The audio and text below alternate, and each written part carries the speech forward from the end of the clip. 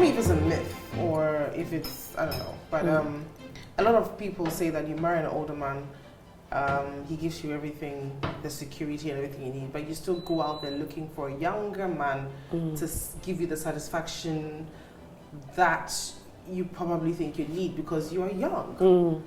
Is it a myth or? I mean, it could be a reality in certain cases. It depends, and also you, the person, how you. I mean, listen, I am married to a prominent person. One, I need to respect his position, his name and everything. And because he's a prominent person, it rubs onto me. Of course. So everybody, you're an extension of it. Everybody is looking out for me. So even if I went to sit with PG in his car today, it will be a bit funny. Oh, he could be my friend. PG. It's going to watch you. Oh no, he's at it. Why already? Why already? I just want to saute this. So you know, there's also that perception of obviously she would look for somebody. But bear in mind, when I met him, he wasn't old like that. Right.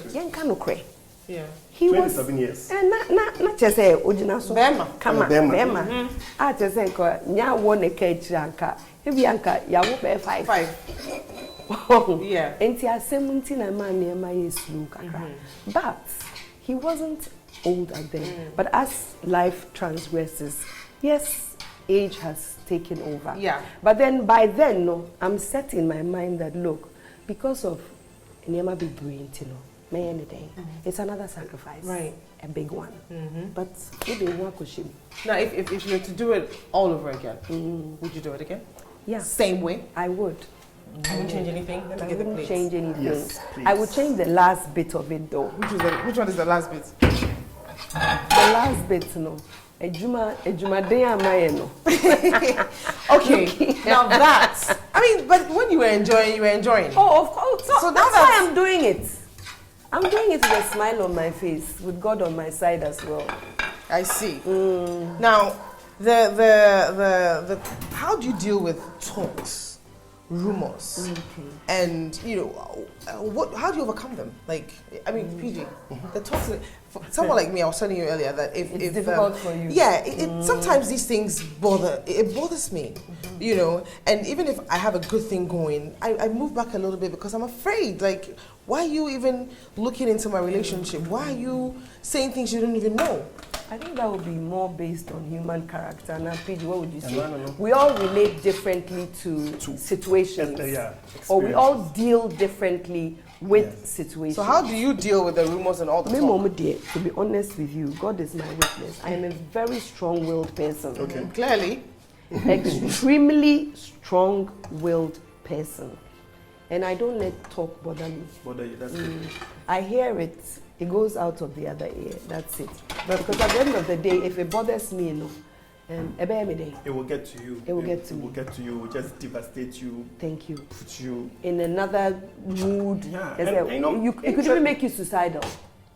And then it will create problems in your marriage, problems that don't even exist. Thank you. Based on somebody's. I like that part. So sometimes you just close your ear. And it makes you very insecure. Yes. So has there been a time where you've gone to Alaji and you've been like, Alaji has come to you and he's heard something and... Yeah. How do you deal with that? He has, but you see, because he's a mature man. He handles it well. He handles it very well. But some would say that a mature man shouldn't even ask you anything at all, right? Oh, he's a human being. He could ask you just to clear his mind. Hey, PG, it's very easy. PG did not use the cabbage. Why? Oh, PG didn't use the cabbage.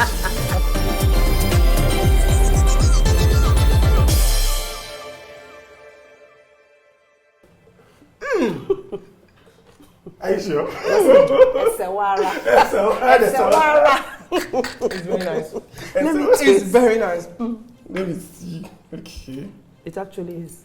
You see? It's eatable. Chef Baba says it's eatable. It's eatable. It's eatable. Oh, it's eatable then. Why then? It's nice. So, let me have shit on you. It's Baba. What are some of your fears? My fears. That's nice. Candidly. It was when he fell ill. I'm looking at my children, who are the youngest, and I'm looking at myself being in a situation where I've been dependent on him all these years. And I'm asking myself, what provision has he done? Don't you discuss these things with? Yeah, I mean, that's the thing. He's provided for you. Listen. He's looked after you. He would have probably. This is Africa. This is Ghana. You go and ask your husband, what have you put down in your will for me when you die? He's thinking that this woman is waiting for me to die. No, you can't do that. But isn't that where you realize that maybe you should not have put your career on hold? No, not really. Because I mean, what if you didn't make any provisions? Then what's going to happen to you? How can a man of his caliber not make provisions? You're looking at a certain But that was your fear. Person. It was a genuine. It's normal for me to feel that way because these are kids who are just halfway in school. There's a lot ahead. And this is us faced with a situation that anything can happen. And me not being able to discuss with him into detail what he's done, even though I know that he might have done what he has to do. It's finding a way to get around that, you know. So, and that was challenging for me, very challenging. I mean, is it something that is it a genuine challenge even for a regular woman? When I say regular, you know, obviously not somebody who married a large banda per se, but somebody who, just your wife, for instance, you know. Is it something that you think that, even men, do you think about that okay, if I don't make any provisions for my wife, anything can happen? Trust me today, if there's anything I fear about me dying, God forbid, it's because I'm not sure I would have provided enough security about the money. Thank you. That's very inhuman. I won't lie to you. He's a human being. I won't lie to you. If there is anything, the fact that my wife, I will not be there. My wife is How is she going to? You know, cope? I know on her own she will survive. Yeah, but it's not because easy. yes, it's not easy. And there's that disappointment of knowing that so there wasn't much for me. And how is she going to be able to look up? All of a sudden, everything then falls on her. It's one of my greatest fears. I wouldn't like to. So even you as a man, this is how you can just imagine for a woman. How about me? You know, when he is not there, what and happens to me? And then when she's not there alone, no, she has competition. Thank you. Thank you. So the competition has all that. If you ask me, that would have been your fear. Thank you. No, if he has put everything as it should be, there should not be any fear. But how do you know? And there are other children who are older, who probably come up and be like, this, that, pull you through court to drag your name here, there. And it was such a big challenge for me. Major challenge. Sleepless nights. So anytime, you can imagine, anytime he fell ill, I'll be on my knees, praying. You need to sustain him for him to be able to do everything that he has to do. But at this point, there's nothing else. There's nothing left for him to do, is there? I mean, at that point, I don't know. Trust me, for a man, until he dies, he can change his will anytime.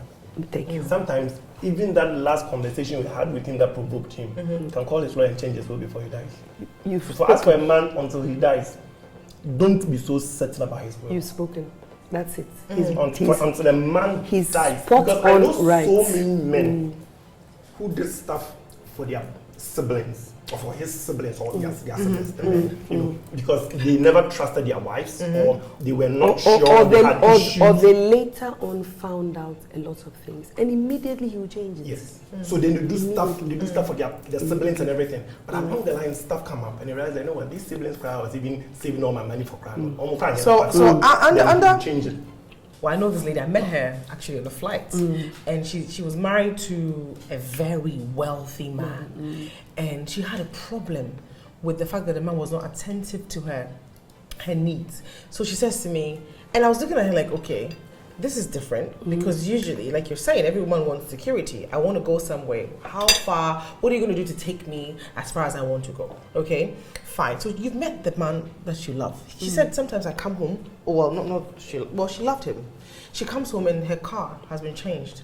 the guy doesn't need to seek her counsel or whatever it is. He said, you like your new car? It's changed. Maybe he has something hidden in the car. He didn't even get the chance to sort of, collect the car or even just, detach herself. You know that thing where you're so attached to, oh my God, I can't even tell, nothing like that. And she says to me, sometimes when she is even trying to speak to this man about things that are pressing, that are necessary, that are bothering her, the guy doesn't even look up to her. Like, he says, okay, I think I see the problem. You're broke. I know you're broke. Hold on. Money. He takes his phone and says, hello? Mr. Accountant, please wire some 1 million into my wife's account, because she's just giving me headache here. Thank you very much.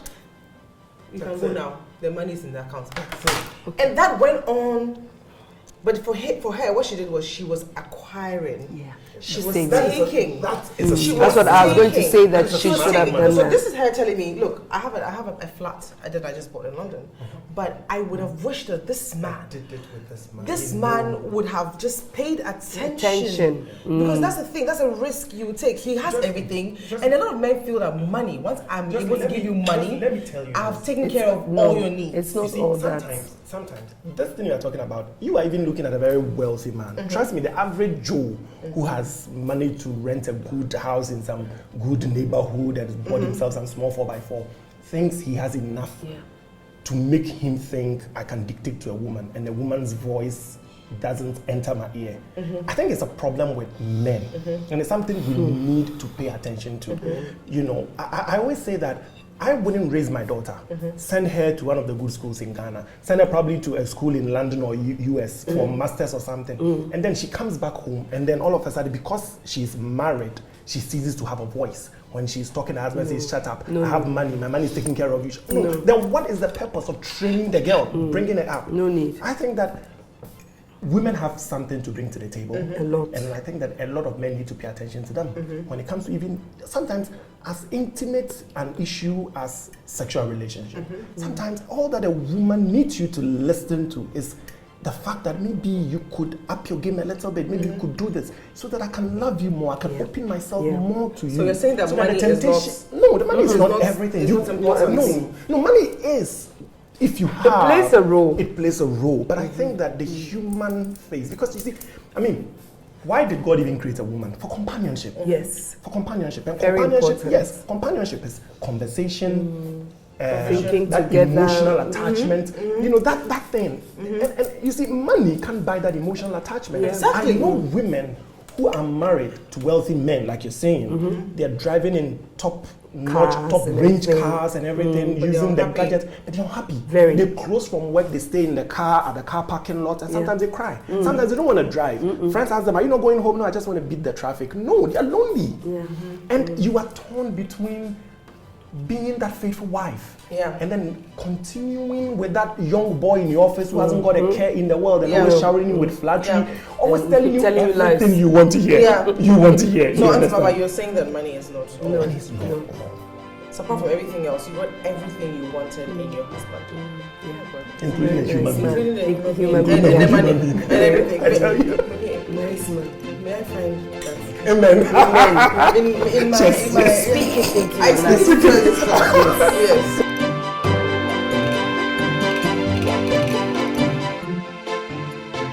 If you've enjoyed this episode, don't forget to leave a comment below and click the subscribe button for more exciting episodes. And what are you waiting for? Click it now.